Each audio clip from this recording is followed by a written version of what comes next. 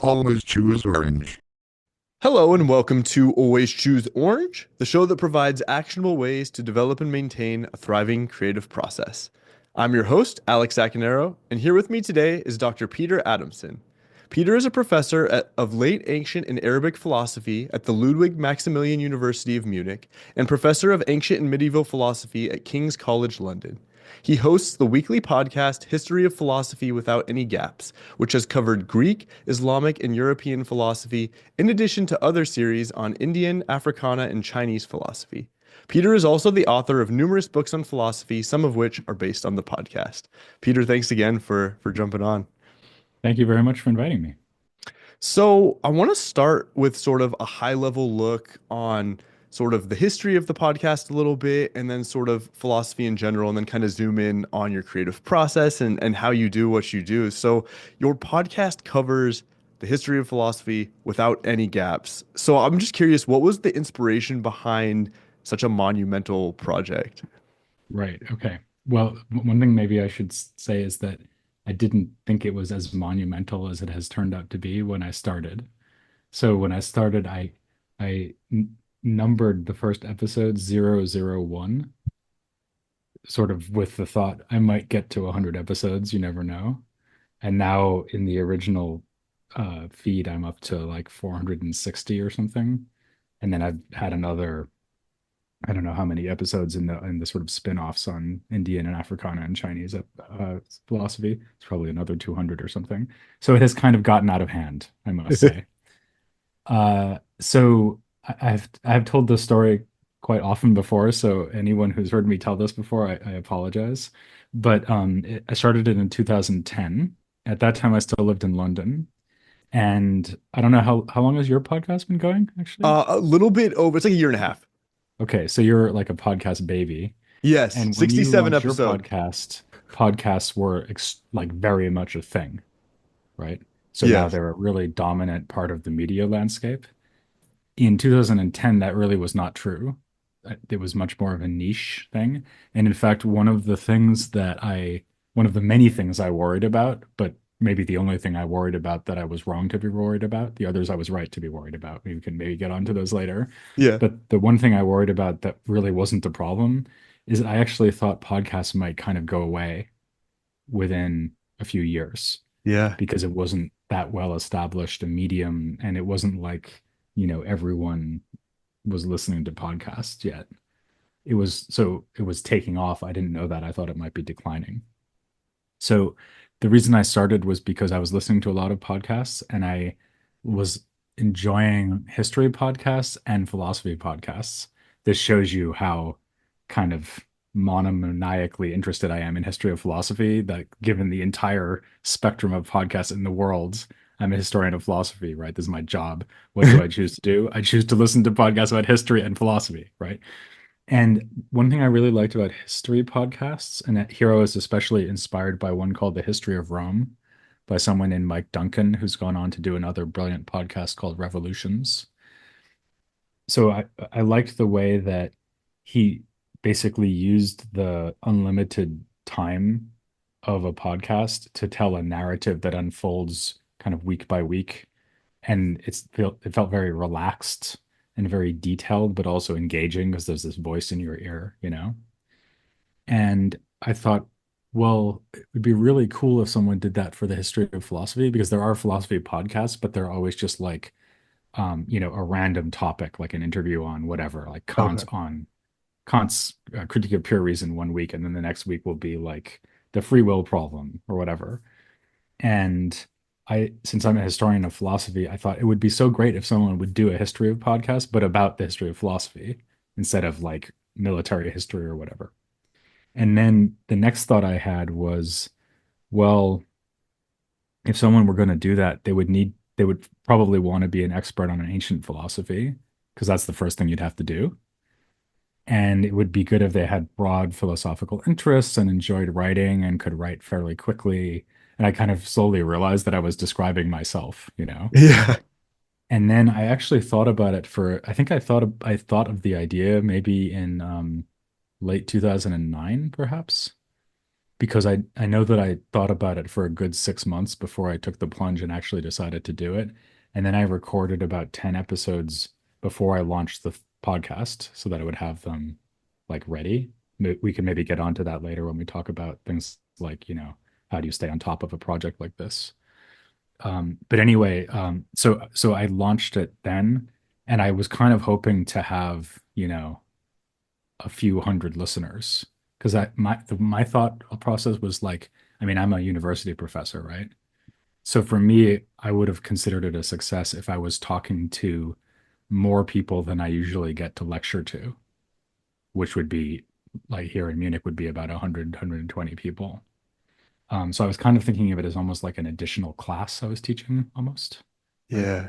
But then the appeal of it to me was getting to do the history of philosophy in a way that was a lot more detailed and also historical and like I said, a sort of narrative. So the thought was like if when I finished talking about Aristotle, I wouldn't move on to like Aquinas, who's the better part of 2000 years later, nor would I move on to Augustine, who's late ancient, or Plotinus, who's also late ancient. I would move on literally to like Aristotle's students, right? Yeah. So I would kind of inch my way through and just cover everything. And that's why I called it history of philosophy without any gaps. So what I really meant was like without any historical gaps. So it wouldn't jump chronologically from one thing to another. But then that slogan has come. Actually, I think probably most people think I meant it originally in this sense because it's come to really stand for the idea of covering philosophy around the world rather Mm. than just in Europe. So, and that's in a way kind of a part of the mission creep that has happened as we went along. Because originally you had just planned it to be like Western philosophy. Kind of. I mean, since Okay. my areas of specialization are ancient and also Islamic philosophy, Yeah. of course, I always knew that it should have Islamic philosophy in it. Yeah. And in a way, to be honest, I actually thought about doing a podcast that was only about Islamic philosophy. Mm. And I thought people are more likely to listen to that if I start with ancient Greek philosophy and move up to Islamic philosophy through like so I would do like the pre-Socratics, Socrates, Plato, Aristotle, late ancient philosophy, Roman philosophy, and then Islamic philosophy. Okay. And I would sort of carry an audience with me. And I think that probably did work. So I'm sure my audience is a lot bigger than it would have been if I just started with the beginnings of philosophy in the Islamic world. But That the thing is, it took me like 4 years to get to that. right. Right. So Right. but anyway, I always intended to do philosophy in the Islamic world because that's like my area of specialty. Okay. Um, But then what happened is that pretty early after I started, given my slogan, right, no gaps, Yeah. people criticized me for I actually said this in the original version of the opening episode, which I later re-recorded in part because I didn't want this to be in there anymore. Yes. I originally said that explicitly that I would not do Indian or Chinese philosophy Okay. for the very good reason that I didn't know anything about it, Yes. which I thought everyone would be like, yeah, why would anyone think someone should do a podcast about Indian or Chinese philosophy if they don't work on it, right? But then, for one thing, people kept complaining about it. And for another thing, I thought, oh, it would be kind of amazing if someone would do that, but in the same style, like kind of very detailed and really taking it slowly and doing it with a lot of historical context. And then the other thing is that even within the original kind of story, I started spending more and more time covering things that I didn't know about anyway. Like, for example, late ancient Christian philosophy. Mm. So I Hmm. knew something about Augustine, but I didn't know about some of the other Christian philosophers. It was really like completely new. And I've actually enjoyed doing that a lot, like sort of tackling something that I had no knowledge of and doing a podcast on it. I still didn't feel that I would be competent enough to tackle India or China like without any knowledge. I thought, it would take me years to even get to where I would know what to cover, right? And so for those episodes, and also for the series on Africana philosophy, I got co-authors to help me. So I had for Indian philosophy, I had Janardhan Ganeri. For Africana philosophy, I had Chike Jeffers. And now I'm doing classical Chinese philosophy with Karen Lai. and they are all like world leading experts on those topics. So they're totally on top of the topics. They were able to just out of their heads give me like the list of episodes they thought we should cover. And we basically split up the task of writing those series. And again, that might be something you want to talk about because it's kind of an interesting Yeah. question, like how do you collaborate, right? Yeah. But anyway, so Absolutely. that's how it came to be this sort of global philosophy project, which is not really what I had in mind originally, but is now something that I am very strongly in favor of, and am in a way, I guess probably it's maybe even the thing people think of the podcast as. I mean, insofar as they think of it at all, right? But I guess Mhm. people who like the podcast and feel like it's done something useful for the world of philosophy, probably the thing they would most pick out about it is that it has done philosophy in all these different cultures, which no one had really done before, especially in such a popular medium. With that inspiration and sort of that approach, like that narrative, no gaps approach, I think that like you said is a huge strength of the podcast. I think another thing too is, a lot of people see philosophy as dense and inaccessible kind of. And how do you, because I think you do a really good job of this, how do you make it engaging and digestible for a modern audience? Were you already fluent in that because of your lecturing and your teaching before then, or is that something that you had to consciously shape as you sort of started these episodes? Yeah, well, first of all, thank you. I'm glad you think it works. I mean, it's a constant struggle for sure, just because sometimes the thing that I'm trying to explain is like genuinely very complicated. It might even be something it took me a while to get my head around. And then trying to bring that across in a way that really kind of anybody could understand. That is definitely one of the main challenges of the project. So I think you're right that having done a lot of teaching definitely helped. So again, I started in 2010, and by then I'd been a university professor for 10 years because I started in London in 2000. Now I'm in Munich. And even before that, I was a graduate student instructor at Notre Dame where I got my PhD. So I've probably been teaching in some way or other for like 13 years. Okay. So that definitely helped. Um, but even so, it took me a while to find the right kind of rhythm, just in terms of writing the scripts. Maybe something else I should mention, because I haven't mentioned this. So for people who haven't listened to the podcast before, it's a mix of scripted episodes and interviews. So about every 5 or 6 episodes, there's an interview with an expert, which I did in part just because I was inspired by other philosophy shows that have interviews, and I like that format, but I didn't think I could do the whole thing with interviews. On the other hand, I didn't want to have it all be scripted because I wanted people to hear a different voice kind of for variation and also to add depth and detail on certain topics. Also, really from the very beginning, I've made a conscious effort to have diverse guests on. So women for not only for the Africana series, but certainly for the Africana series, also people of color. Because I mean, even if people don't know what I look like, they can probably hear from my voice. I am a straight white guy from America, right? So I'm like the least diverse person in the world. um, so I thought like that's kind of not great to have that be the only voice you ever hear on the podcast. So the interviews, I think, just mix it up in all those different ways in terms of content, in terms of voice, in terms of also sometimes people come on and they don't agree with what I've said. So I'll have like a scripted episode about a philosopher, and then the guest will come on and contradict it, what I've said. So that's actually been interesting. But anyway, so for me, the main task week to week is writing the scripts. The interview episodes are a lot easier because I basically just have to read enough of the guest work to come up with like 7 or 8 questions for them. Okay. Um, and it did take me, I would even say maybe a good couple of years of doing the podcast until I really felt like I knew how to get the level right in terms of complexity, the prose style, and so on. And I'm sure that for a lot of people, it still doesn't work for them. I mean, I think as scripted podcasts go, it's very kind of writerly, if you know what Okay. I mean. Yeah. I mean, they appear as books, actually, the scripts. So there's a book series that goes with the podcasts. And so I'm kind of writing a podcast that's also supposed to be a draft of a book at the same time.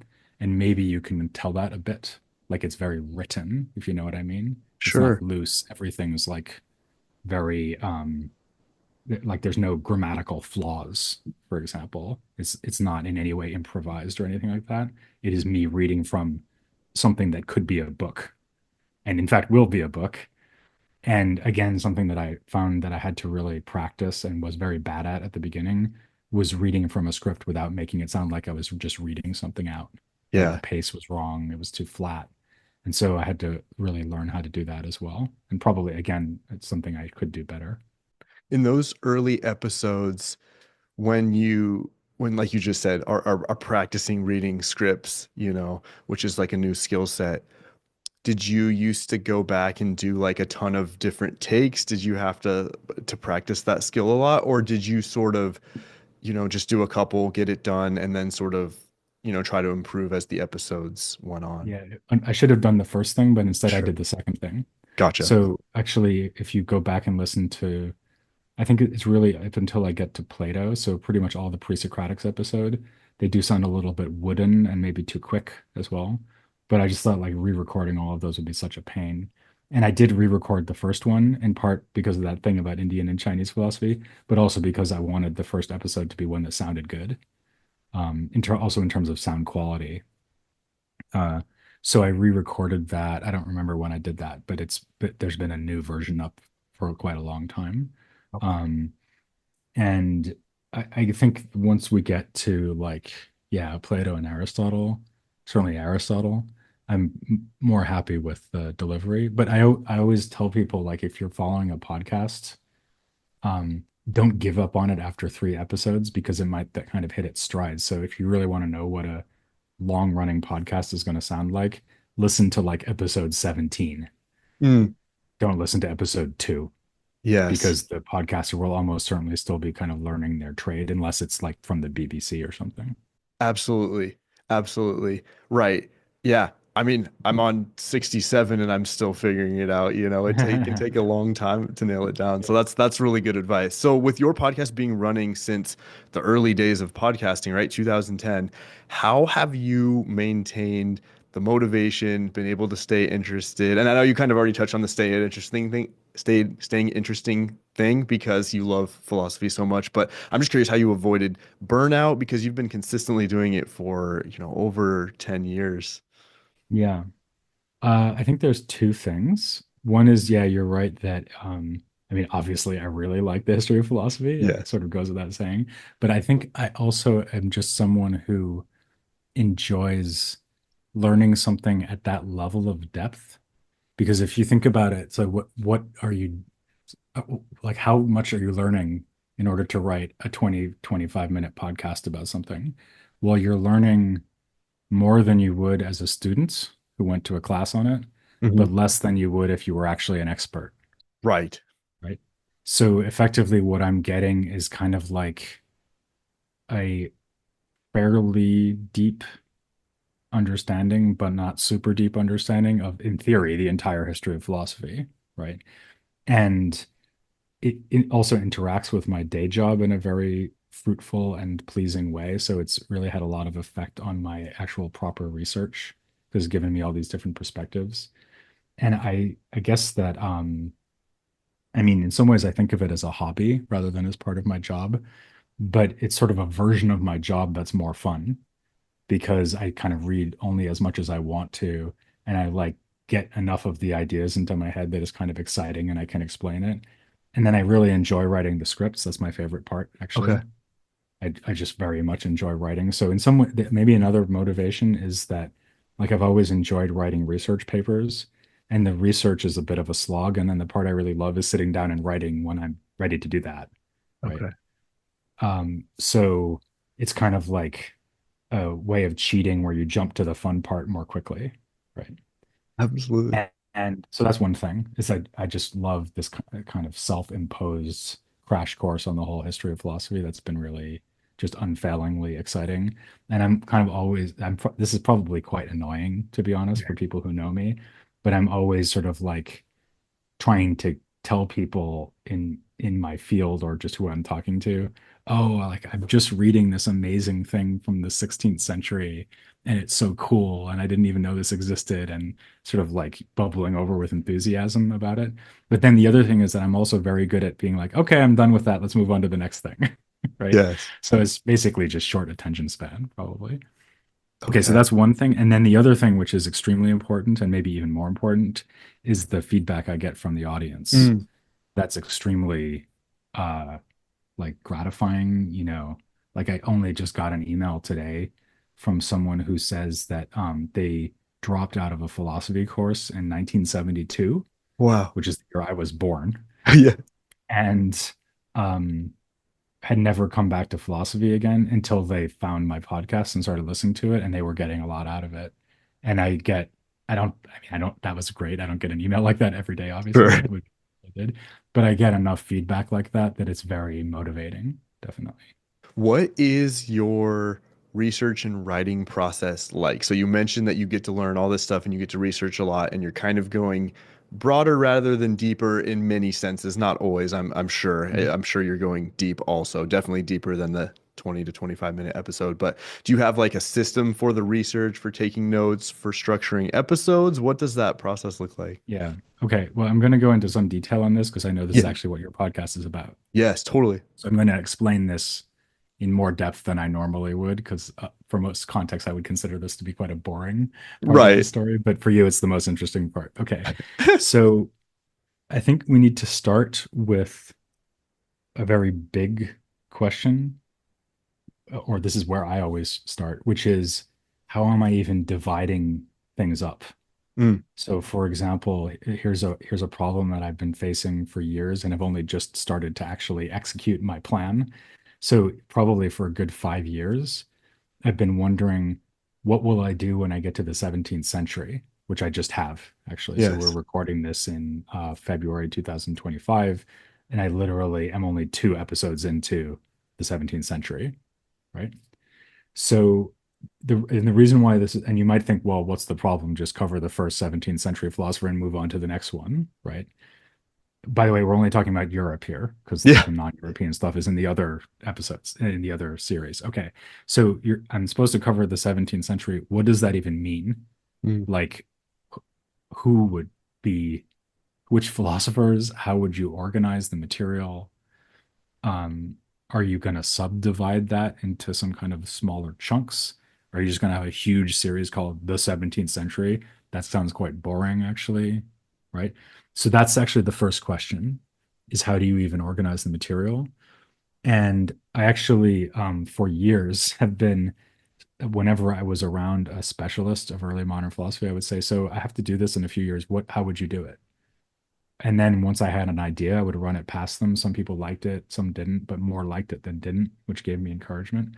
And what I eventually settled on was the idea of having 3 series on early modern philosophy, which means 17th and 18th centuries, one on France and the Netherlands, one on the British Isles, in other words, England, Scotland, and Ireland, and one on Germany plus Eastern Europe and Scandinavia. So 3 series. Okay. okay. By the way, this is also slightly constrained by the fact that they need to be books, and a book doesn't want to be longer than like 75 episodes or chapters. Okay. So that's the first step is how do you even carve it out into kind of series slash book sized chunks? The next thing then is kind of the obvious question was what would you cover? And for that, I will go to basically reference works and things like, Oxford Handbook to Early Modern Philosophy or the Stanford Encyclopedia of Philosophy online, which is a first resource that a lot of people use. It is a very good resource. Um, or even like if I can find course syllabi of how people have taught it. And what I'm trying to do there is just get a list of things I might want to cover. And I have a very messy list in a Word document. Like, here's all the things I need to cover, but without really even any order. So they're not in chronological or thematic order. Also, we're talking about a list that doesn't only have philosophers on it, but also has topics. Mm, Like, for example, this week's episode, the newest one, is on the Republic of Letters, which is this idea that there are all these scholars all around Europe writing to each other about philosophy and other things. So that's not a person, that's a theme, or like skepticism in early modern philosophy or something like that, right? So I have a list of topics, which is mostly people or schools, movements, but sometimes topics in the sense of philosophical themes or even historical developments. Like I had one on the printing press. Hmm. In this new series, I'll have one on salon culture in France. So I've got this big list. And then the next thing I do is try to put it in order and then sort of think about how the episodes would flow. Like, do they fall into blocks that would go well together? So, for example, philosophers who were talking to each other, or themes that could be kind of natural follow-ups to a given philosopher, like skepticism after Descartes, for Hmm. example. Um, and then once I've got that very important stage, I write to friends of mine in the field who are actually experts. Mm. And I say, okay, what do you think? So, for example, when I did Islamic philosophy, I didn't have to do that because I am the expert, Yes. right? But when I did medieval philosophy, Renaissance philosophy, Byzantine philosophy, and then philosophy in the Reformation, which has been the last series, and now um, the early modern, I just sent the list to like five or six people and said, "What do you think of this? Did I leave something out? Can I cut something?" And then I get feedback, and then I've kind of got my list, right? Obviously, with the ones where I've got a co-author, the co-author was responsible for just drawing up the list of chapters. And in those cases, then I read around a little bit more and made suggestions for things to add in some cases. But basically, I just took their word for it that this was the right way to approach it. Okay, and actually, in some ways, that's already a lot of the work, what I just described, Yeah. because then you've got a list, an ordered list of kind of homework to do. And Yeah. then it's just a matter of like, how do you get on top of each thing, right? So again, there, depending on the topic, you can often start with something that's a little bit more introductory, like the Sanford Encyclopedia or one of these companion or handbook style publications, or even other podcasts, actually. But I try to dive into it deeply enough that I feel like I've read at least like a lot, not maybe not all, but like a significant chunk of the most significant research, let's say from the last 20 years on Mm. the topic. I have to say that now that the thing I'm reading and writing about right now is Descartes. Yeah. And I have to say that that is turning out to be a real challenge Yeah. to say, okay, I mean, you're not going to read everything that's worth reading on Descartes, right? So there I'm having to be a bit more selective, but I would say I'm reading, let's say, um, something like three books and maybe like half a dozen articles or so for each episode, Okay. which means that, and I mean, I'm not reading these with the like deliberation and care that I would for my normal research, Yes. but I'm reading it, I'm not just paging through it quickly. I'm not just skimming, I am reading it. Yes. And I'm kind of looking for points that I might want to put in the episode. Mm. So that would mean like let's say for each episode, perhaps I'm reading like on average something like between 300 and 500 pages of material. Uh, and I try to read primary texts in translation as well as secondary literature.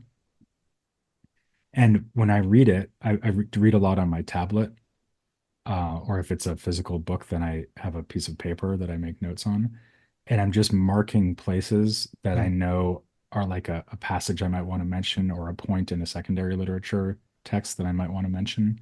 And then the most boring part of the process is I sit down with those notes, these marked up books and articles, and I have a Word file open and I go through what I've read and look again at all the marked passages and take notes on that. Okay. So I'll have like the title of the book, and then I'll have a list of page numbers with the points. Mm.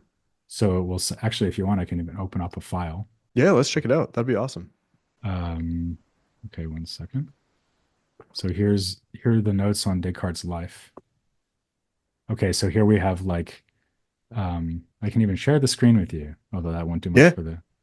Oh, I can't. It doesn't Oh, matter. does it not? The audience will get nothing out of that anyway. Okay, So let's yeah, not bother them. no So worries. discourse on the method, and then it says two. In other words, page two. Only reason distinguishes us from animals. Okay, Five. Didn't cease valuing his school education. Languages were especially valuable, but then felt he had spent enough time on this. He says conversing with the past is like traveling to learn foreign customs, but you don't want to be a stranger in your own country, etc. Right? And it goes on like this. So an example, so 16, page 16, he says majority vote is useless. Hmm. And without context, you don't necessarily know what that means, but I just took the notes, right? So I remember what it means. And Yeah. that actually made it into the episode. So what that means is that Descartes says that he wants to make up his mind for himself and not just follow like what the majority says. Okay. And so then I have this big file of notes. This is 7 pages of notes for one episode I'm seeing, which Yeah. is probably about average. Okay.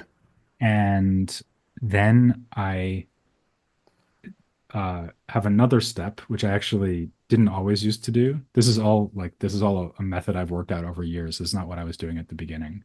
Okay. Um, so I'm describing kind of my evolved method here.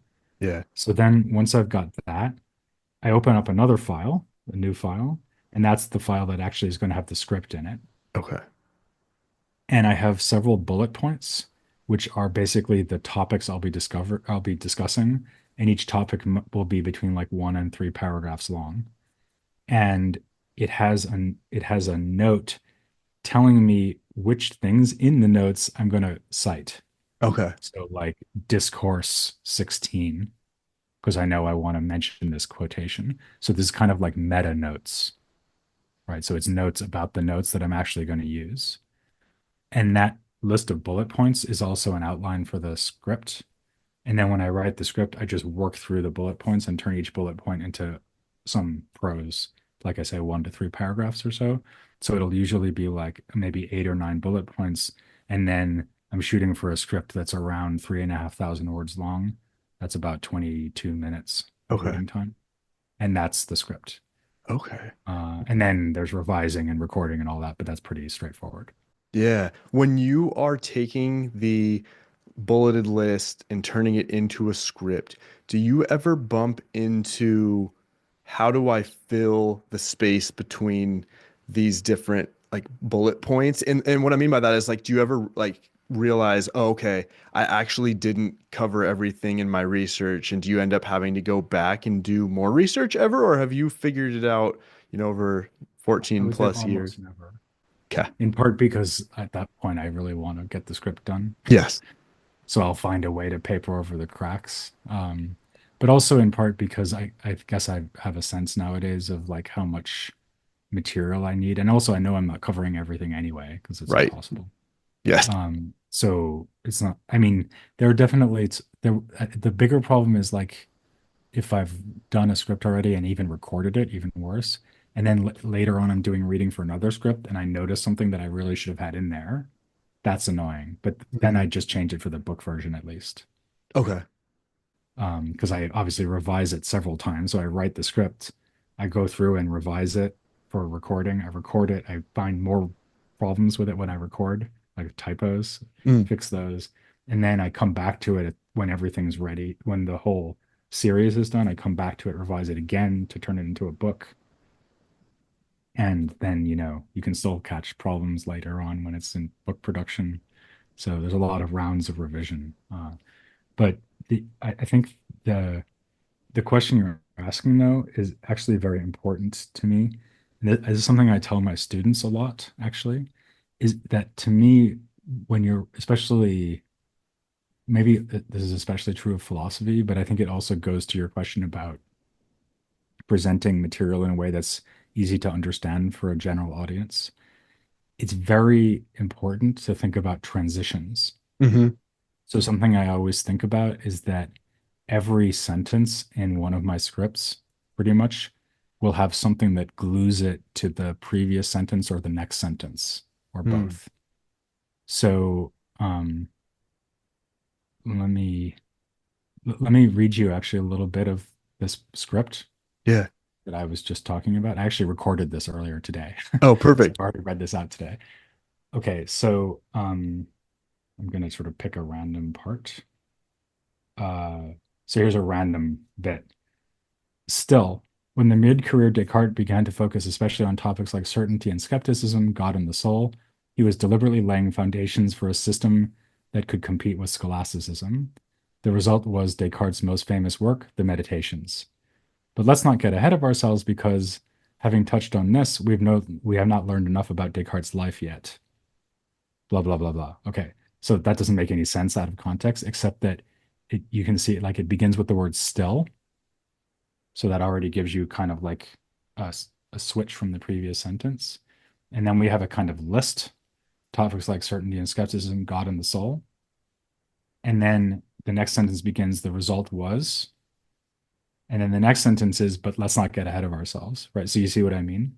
So you Yes. have like something in every sentence that kind of carries the reader through and kind of like sort of hopefully makes them feel like they're just being led through without ever having to make any connections on their own because they're listening, right? They're not reading.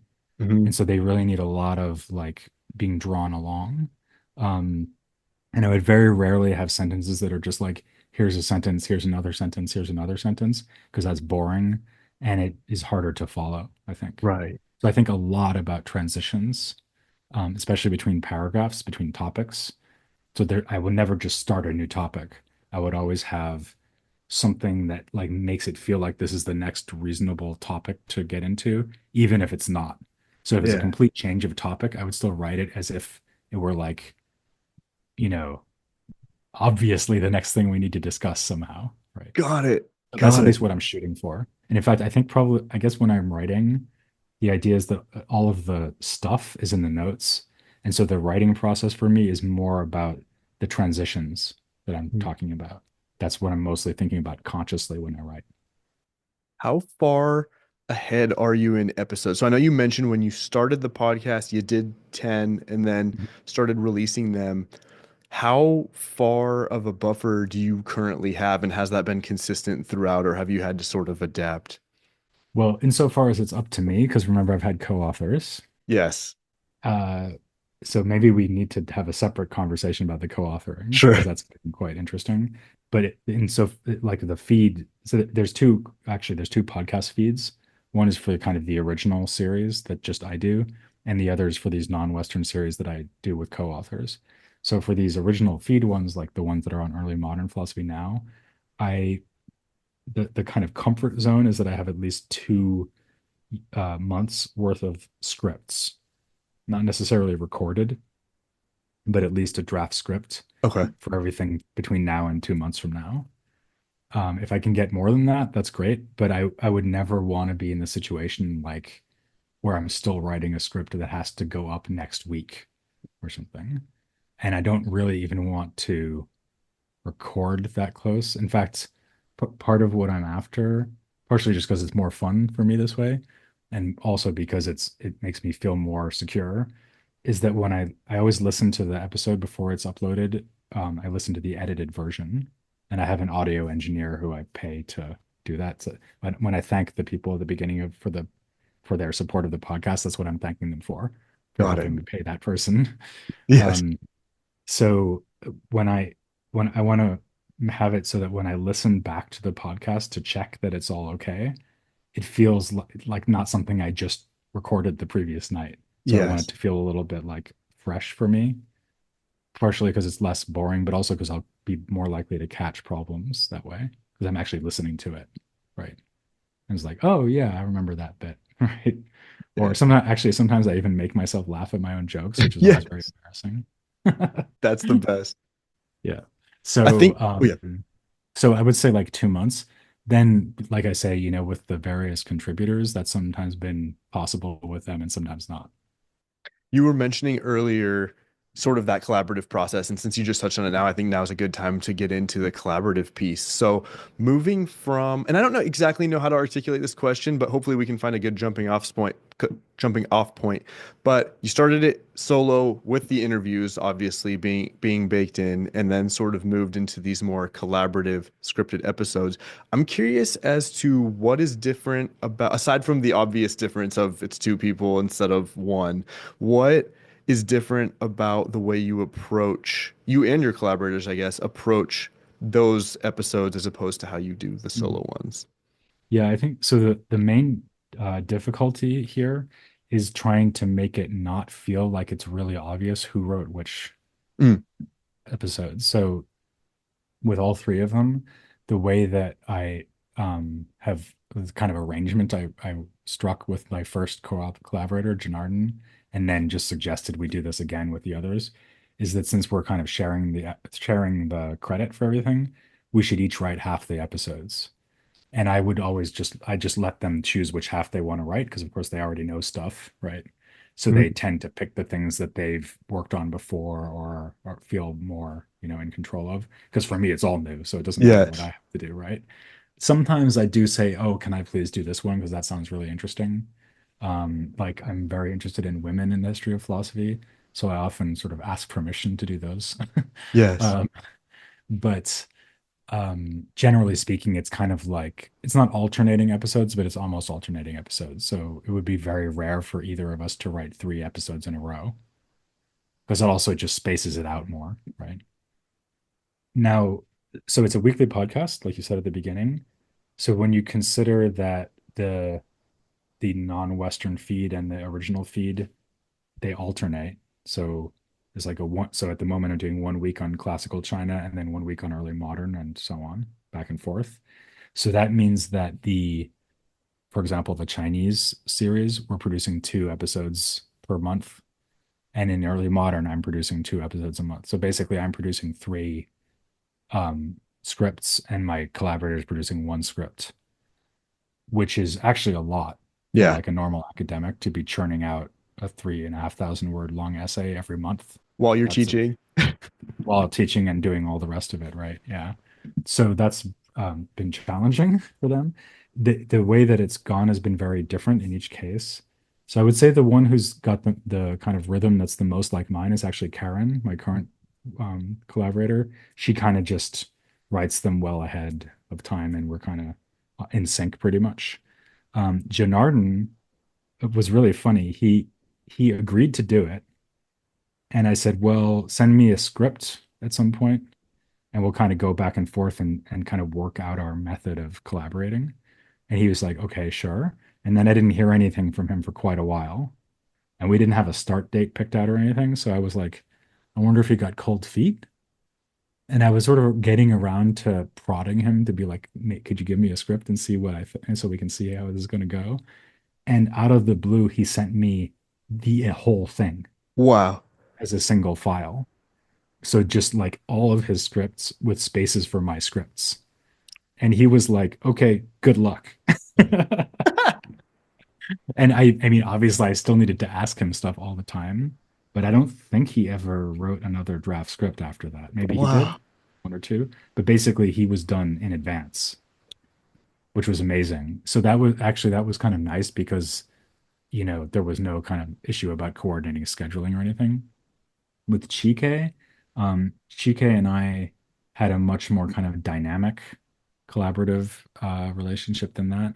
And one thing about Chike is that he originally got involved in the project as a listener, Okay. and he left a comment on my website, which incredibly, so he was one of the people who was encouraging me to do the non-Western traditions that I said I wouldn't do. And Yeah. incredibly, when he did this, he said, "You might want to think about asking someone like Janardan Ganeri for India and Karen Lai for China." So he literally like picked out who I would wind up asking later, which is Wow. amazing. And he mentioned that I don't remember if he said this in the original comment, but I kind of figured out that he was an expert on Africana philosophy, and he was sort of thinking of asking whether I wanted to do it with him while I was thinking of asking him, and then we kind of asked each other at the same time Yes. almost. It's kind of like a almost like a romantic comedy.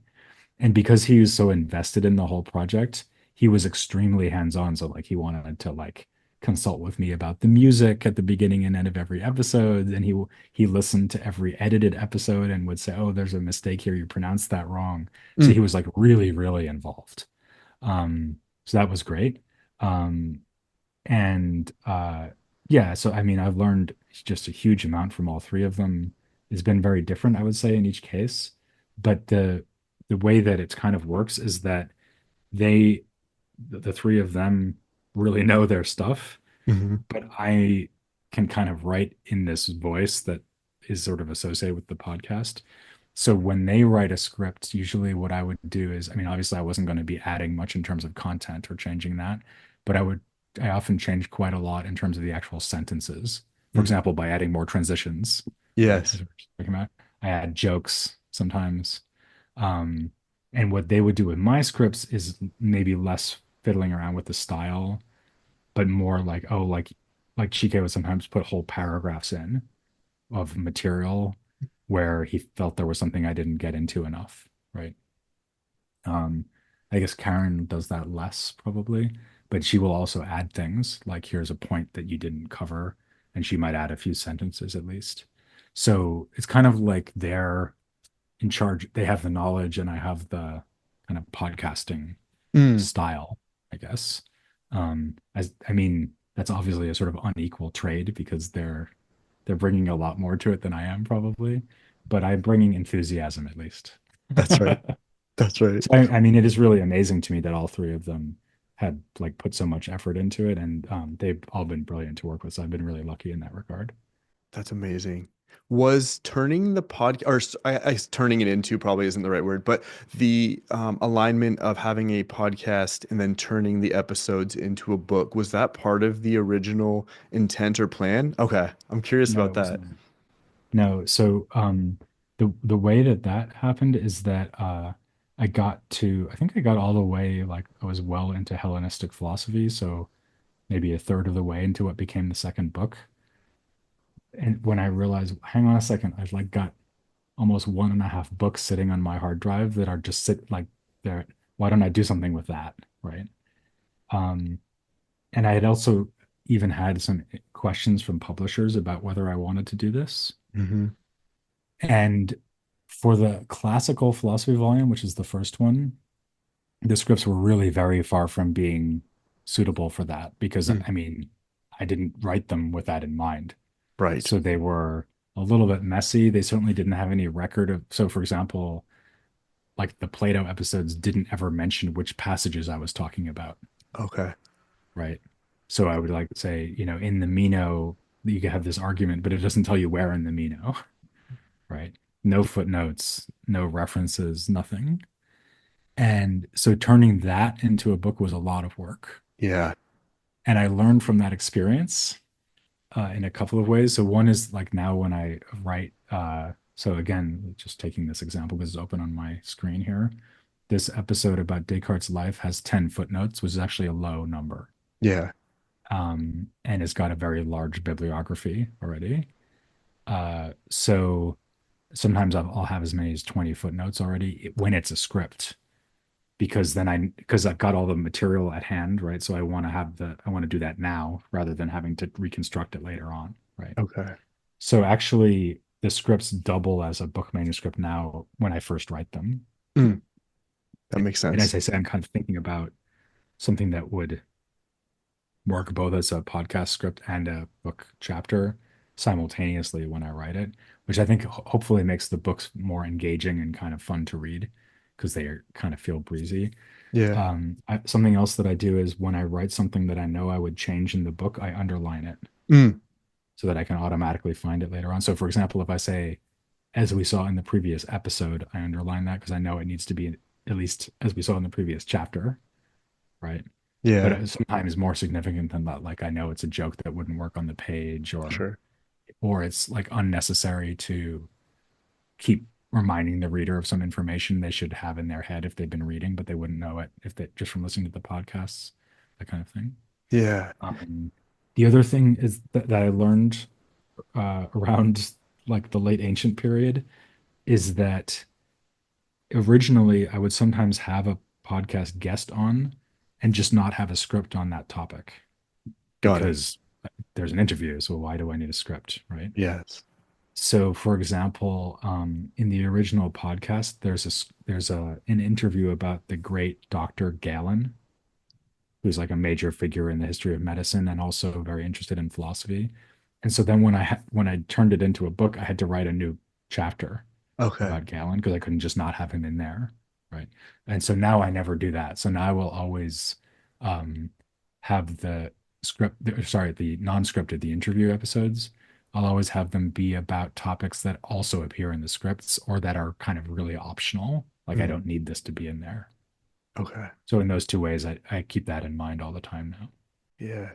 With you having such a sort of intellectually heavy job, both as a professor and as, doing this, do you have any daily habits, any routines that you feel like help you as a thinker and educator that sort of help you stay sharp or give you sort of the energy and the vigor to to be able to Mhm. think so much and so clearly? Yeah, I think probably the main thing is that I go running almost every day and actually listen to podcasts while I go running. That's how Yeah. I got into podcasts. So, and I find that especially if I take more than a day off of running, I find that I have a lot less energy. Mm. So I would say physical exercise, definitely. And also something that I've always found works for me, and I know this doesn't work for everybody, but I'm someone who doesn't like having one task that they're doing at a time. So I don't like having like, okay, this whole week I'm going to just do this one thing. I Yeah. want to have like four things going on all the time, one of which is the podcast. So Okay. I don't ever spend a whole day doing nothing but work on the podcast. I'll Yeah. always be like doing stuff for work and like maybe preparing stuff for my next research paper or reading student work, grading, whatever it is, and then a bit of stuff on the podcast. And I think that helps me in a couple of ways. One is it makes it seem I don't want the podcast to feel like my job, Yeah. feel like a hobby. And also I think if to me, like working 8 hours in a day on one thing is just very hard. Yeah. Like that, just like the level of concentration you need is immense. So I find it much easier to like work on something for an hour or two and then change to something else. And even though it might be very similar in a way, it's not the same thing. So it Yes. feels like you're kind of getting a change of pace. And coffee is also Yes. very. It doesn't hurt. Yes, I know some of those philosophers were very into their coffee. So heard stories about, I don't know if it was Kant or who it was, but there were some people who drank outrageous amounts of coffee. Yeah, that's like a big, I think this is sort of a secret theory of what happened in the early modern period. Like, why is there so much early modern philosophy? Because they discovered coffee. That's right. It just went crazy, yeah. So moving a little bit, and obviously we'll still probably touch on the creative process in here too, but moving a little bit out of that into sort of the broader territory of philosophy in general, because I want to make sure that we talk about that too. I'm curious about sort of what you've have your views how have your views changed on philosophy since you started the podcast? I know it's been like a ton of years, so there could be a lot of Mm. contributing factors, but I'm just curious as to, yeah, like what the process of doing specifically the podcast has been like and how that's affected your views on philosophy. Oh, okay. That's an interesting question. Well, for one thing, like I said at the beginning, I didn't know anything about most of these non-Western traditions. So apart from Islamic philosophy, so the Africana series, the Indian and the Chinese series have all been completely new. And that has definitely changed my understanding of philosophy. So it's made me think of philosophy much less as something that kind of began with the Greeks and then had a certain trajectory of development. Now I think of philosophy more like as just part of what it is to be human, because if you have any civilization with or without a tradition of writing, you can try to find the philosophical material there. And Mm, in fact, so one of the things we talked about a lot in the Africana series is the idea of looking at oral traditions in Africa as a repository of philosophical ideas. mm, And probably return to that eventually because I'm hoping to do a series on philosophy in the Americas Cool. and look at Mesoamerican and Native American philosophy, which will pose some of the same methodological challenges. Um, so that was all like very eye-opening. I think also, I guess, I mean, I always knew that Chinese and Indian philosophy were serious traditions that were interesting, but I vastly underestimated them. Mm, So I guess I would have thought if you'd asked me to compare Indian philosophy to something without having done it yet, I would have said, yeah. well, it's kind of like ancient philosophy Mm, in terms of the size of the topic. So pretty big, yeah. right? But actually now I would say it's like European philosophy. So all of European philosophy from the pre-Socratics down to now, that's like Indian philosophy. It's because India's been there the whole time, right? Right. And our Indian texts go back even further than our Greek texts Yeah. chronologically. And there's been ongoing philosophical debates throughout that entire period. So in theory, you could have like a 700 episode long podcast series on India. I think I'll never do that for sure. Yeah. But having done one series, which was about 70 plus episodes, like 72 or something, um, I would like to do another series on later Indian philosophy at some point. So that would get the total number up to something like 150. And that would be kind of like barely, like minimally covering the subject, I would say. And the same thing is true for China. So for the Chinese series, we're planning a series of something like 75 episodes, 80 episodes maybe, and we'll only go up to the end of the Han period, so that's second century AD. Oh, wow. So I mean that gives you some idea of like how much. So we're only so that's just as it were the ancient part. And then you've got medieval Chinese philosophy, early modern Chinese philosophy, contemporary Chinese philosophy, right? So it's these are just absolutely vast topics. And people usually think of non-Western philosophical traditions as these kind of like spin-off topics that are kind of interesting, but the center of gravity of philosophy would be Europe. And I certainly thought that when I started, and I don't think that now. So now I think of, I think of European philosophy as kind of like one, maybe like 20% or something, 25% of the full story of philosophy. And I think probably almost nobody thinks that who Yeah. doesn't on non-Western philosophy professionally. It's like Got a it. very unusual perspective on philosophy, I would say. Yeah. Another thing that I really had my eyes open to going along was the role of women in the history of philosophy. So again, something I got criticized for rightly when I started is that I didn't really have anything about women philosophers when I did ancient and late ancient philosophy. And when I was criticized for that, I said, well, but that's because there aren't any texts by women until we get to early modern philosophy. And of course, I'll cover them then. But Mhm. then I was kind of pushed, people pushed back on that. I looked into it. I was like, no, actually, there's quite a lot. Oh, There's a lot yeah. of texts about women philosophers. It's starting with the medieval period. There's a lot of texts by women philosophers. And so that became like a real important thing for the whole series, like really emphasizing the role of women in the history of philosophy as well, which is something that, by the way, has been going on as a big movement within history of philosophy anyway. So I'm very far from being kind of the leader on that. I was more like the follower, but at least I eventually got my eyes open to that. So that was important to me as well. And I think the other thing is that partially because I have this idea like I'm covering everything, right, without any gaps, and also because I think it's just more interesting.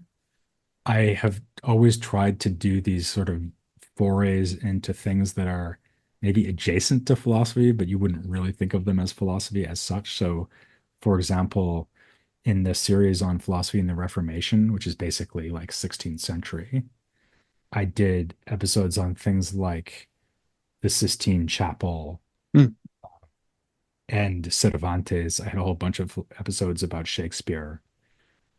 And the idea is not that I'm saying, oh, you thought Shakespeare was a yeah. playwright. Actually, he's a philosopher. Like, I know he's a playwright and he's not really a philosopher in any significant sense of that word. But he's so interesting to think about from a philosophical point of view. And covering things like literature, art, music, even historical events, or thinking about things like the printing press, like I mentioned earlier, or like I had an episode on the Peasants' War, which is a 16th century military or like uprising in Central Europe. Um, and thinking about how those things relate to what was going on philosophically at the time, I think a lot of those are sort of the most fun episodes both to listen to and to work on for me. And probably one of the more fun things about the series is it's not just a whole bunch of like people and their doctrines, but it really tries to put them in their historical context and think about what else is going on at the time and why that might be interesting philosophically. And that all really is something that I kind of came to by working on the podcast and trying to keep it more varied and textured and so on. Based on all the comments you receive, and I would imagine from your students, what do you feel surprises people the most when they start diving into philosophy? So, like for me, I don't have a background in philosophy. I'm like a literature guy. I kind of grew up with that lens. And in college, when I started being exposed to philosophy for the first time, I remember reading, I think, Timaeus by Plato and the Uh-huh. Apology and some of those. And Okay. then I picked up, I think the after Plato, I think the only like the main other thing that I was exposed to was Thus Spoke Zarathustra, Nietzsche, and Okay, that's a big jump. it was Plato huge. and Nietzsche. Yeah.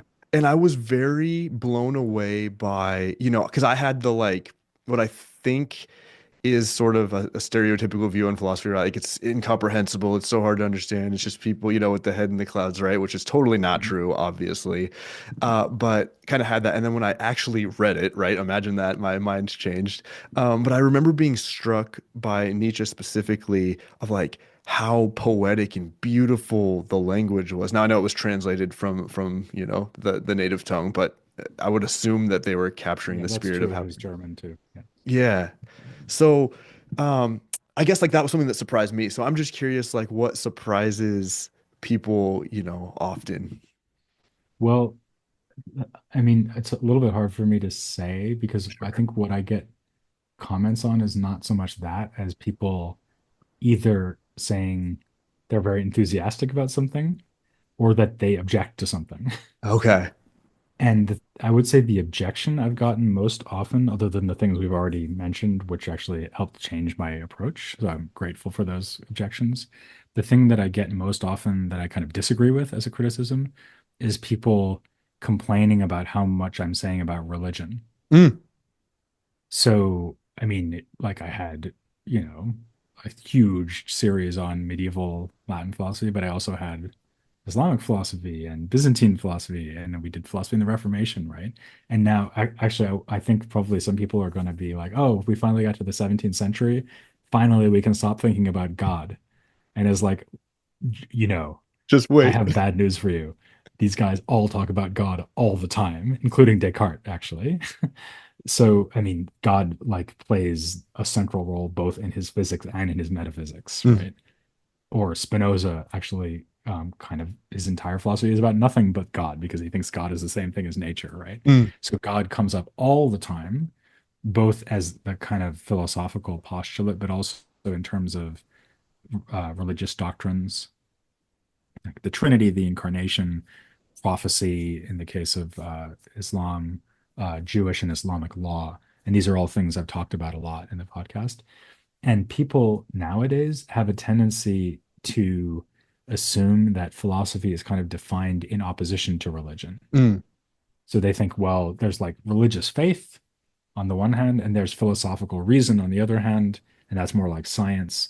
And the two things really don't belong together. Yeah. So I think something that a lot of the listeners have found challenging and probably annoying is that I keep going on all the time about what's going on in the religious culture of the time and how it's affecting the philosophy.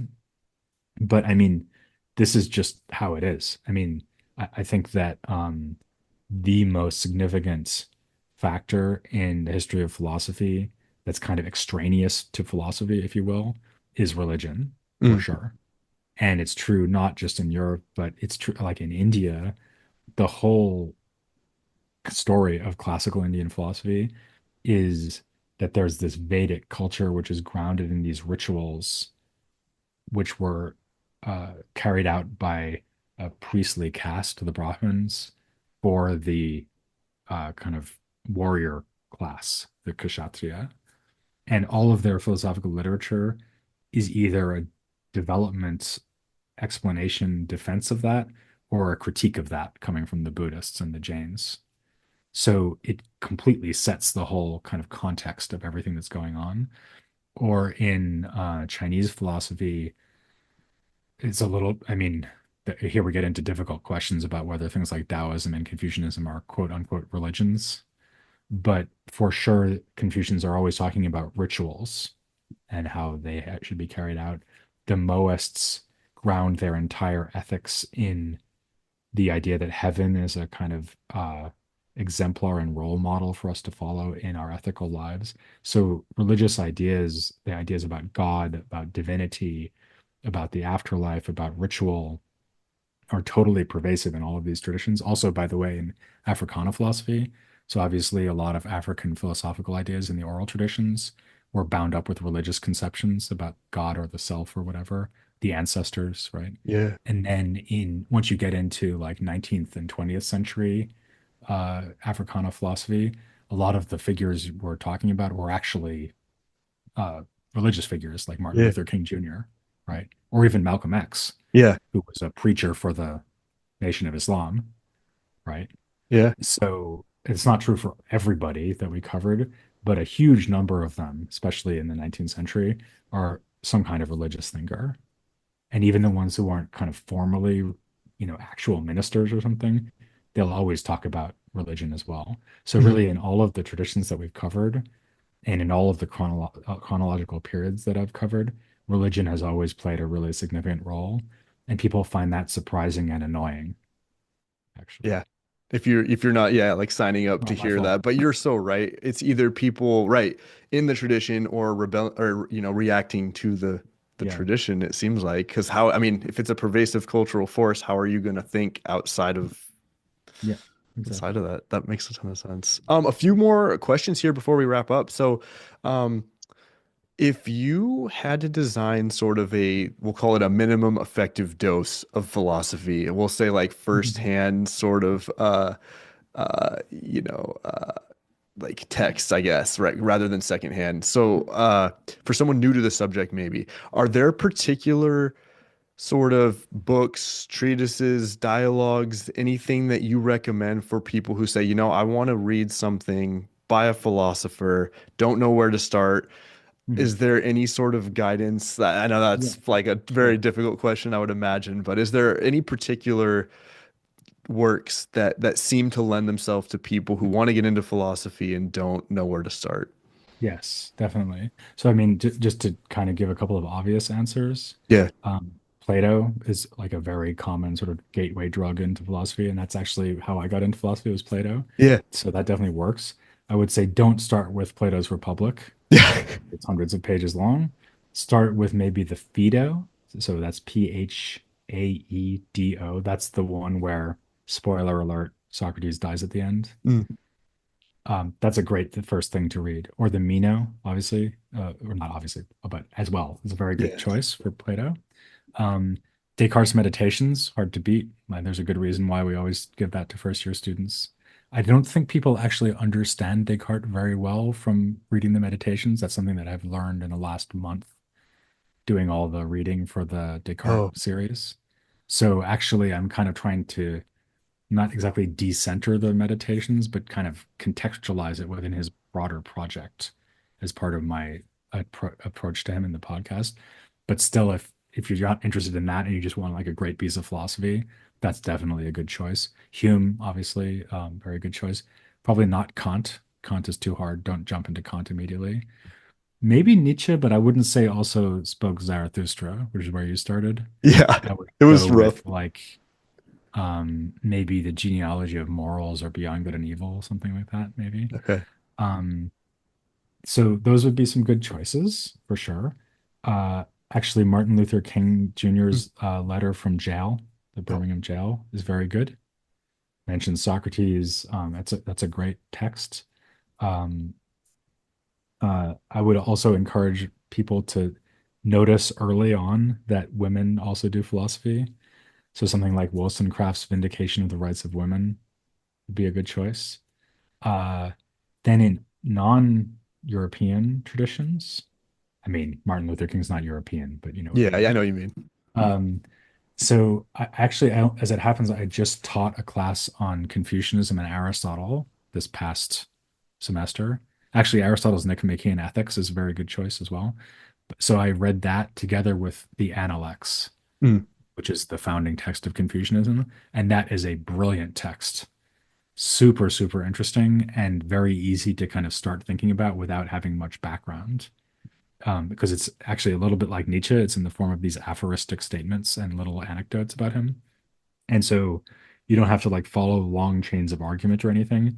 You can sort of pick out a single passage and kind of reflect on what might be going on. So that's a lot of fun. Um, I think the Bhagavad Gita, work from the Indian tradition, also a very good choice. That's really exciting and interesting to engage with. Um, so yeah, so there's a lot of really good texts to jump into. Oh, maybe also from the Chinese tradition, something that people always maybe the most kind of fun classical Chinese text is called the Zhuangzi. So that's spelled, I hope I get this right. So it's like Zhuangzi,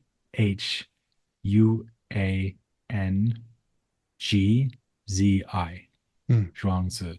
So it's the most interesting, or I would say the most interesting classical Taoist text. So obviously there's the Tao Te Ching, Yeah.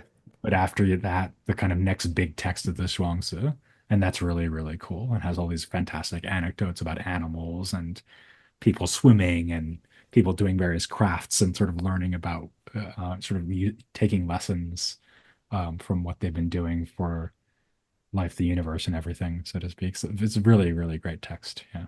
Is that the one with the classic dreaming of a butterfly that's dreaming of Yes. me? Yeah. Okay. Yeah. Yeah. That's the guy. That's the one with the guy who's not sure if he's a butterfly, dreaming that he's a human, or vice versa. Yeah. Yes. Okay. Right. Okay. And then if this doesn't overlap with the answers you just gave, what are a few texts that have personally impacted you? So then maybe they're not accessible to people, but is there anything that you've come across either pre-doing the podcast or during the podcast that really either impacted the way you thought or the way that you lived? I'm super curious about Yeah. that. So I think the best example of that, well, first of all, doing the Africana series very much changed my worldview in all kinds of ways. In particular, so as you can tell from my accent, I'm from the United States originally, even though I've worked in the UK and Germany now. So actually, I've lived most of my adult life in Europe, not the United States. But when you spend like 3 years of your life thinking about the relationship between American history and African American history, it changes your view about American history. Mm. Let me tell you. Hmm. And from in all kinds of ways, right? So like learning about African American Marxism and like really getting into the story of slavery, the arguments that were made against and for slavery at the time.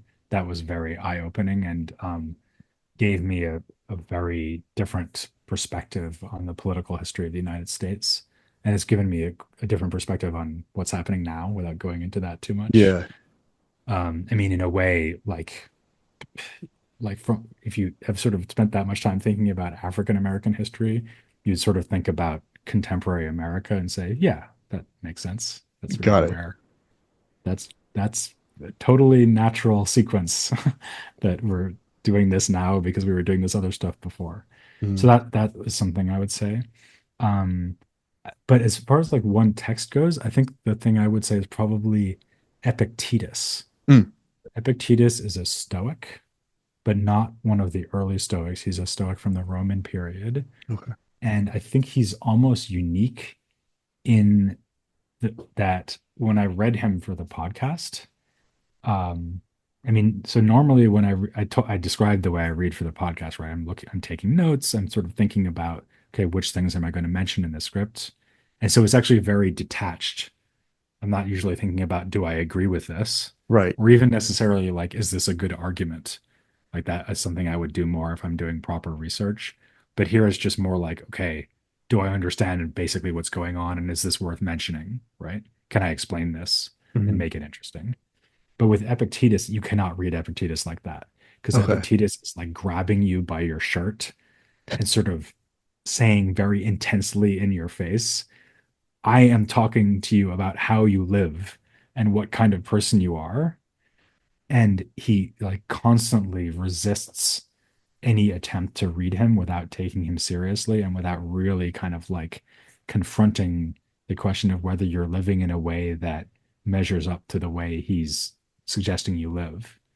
Which is not to say I agree with him about everything, but Sure. it kind of brought home to me that philosophy is this like really sometimes, not always, but philosophy is this profound opportunity to think about like what are you even doing with your life, you know, and Yeah. are you happy with what you've chosen to do with your life? Um, so I would say he's like a really unusual figure in that way. Okay. Does he have multiple texts, or is there like any place to start if someone hears that and is like, "Oh, that Yeah. sounds So like my." there's basically two works for him. One is the so-called handbook, which is a kind of like greatest hits compilation of things he said by one of his students. Okay.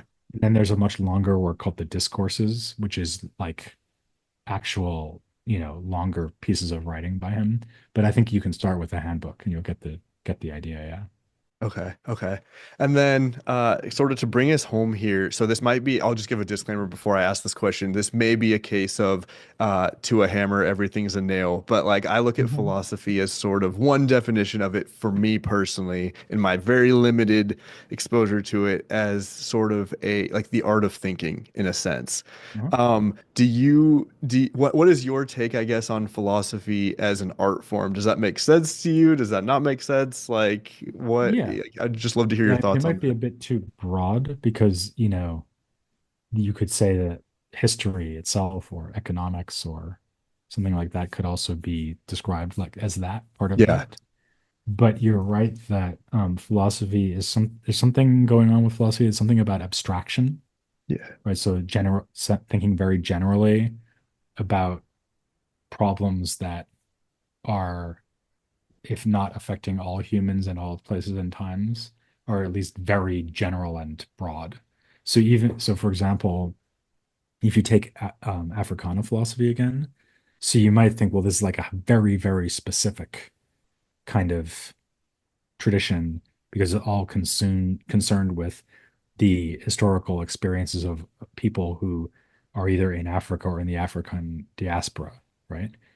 Which is true, but it kind of becomes, I would say, in a sense, becomes philosophical when the issues are somehow generalizable. So, for example, even the question of race, like what is a race? Is there even such thing as a race? If so, what would it be? That's an abstract philosophical question, right? Whereas a question like, okay, here we are in Philadelphia in the 1860s, what should we do? That's not a philosophical question, but that question might raise philosophical questions, right, about justice or indeed race, right, or oppression, whatever it is. So I think that the philosophical impulse is always an impulse to kind of step away Hmm. from what's going on concretely in a given time and place and think about some kind of broader issues, which may be political and ethical, but they might also be about the nature of knowledge, the nature of reality, aesthetics. Like there's a lot of different branches of philosophy, right?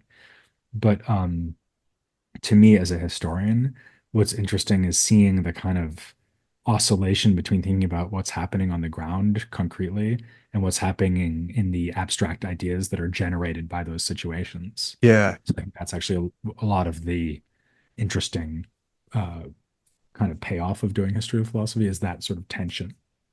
yeah. That makes a lot of sense. Okay, cool. Um, yeah, I guess we'll close it down there. But I really, really appreciate you coming on the podcast, sharing your process so in depth, and just sharing your wisdom and knowledge with us. It was really great. My pleasure. Thanks for having me on. Absolutely. So, and to everybody listening too, like I'll include the link to your podcast, your website, everything in the episode description. And then anyone interested in following Always Choose Orange, alwayschooseorange.com. I have a mailing list, send out creativity tips, exercises, all that good stuff every Friday. So thanks everybody for checking it out. Always choose orange.